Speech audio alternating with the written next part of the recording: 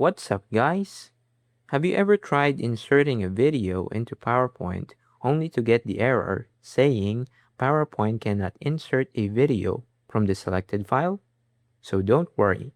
In this video, I'll show you a few ways to fix it. First, install the K-Lite codec pack. Open your browser and go to the official K-Lite codec pack website. Download the basic version.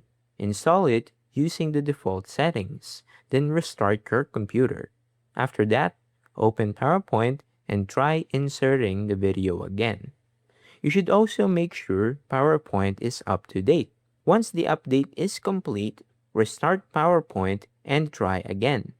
If your video file is damaged, you can repair it using a video repair tool before inserting it to PowerPoint. And that's it.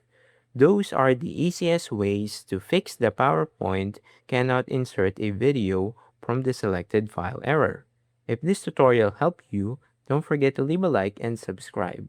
And I'll see you guys in the next one. Peace!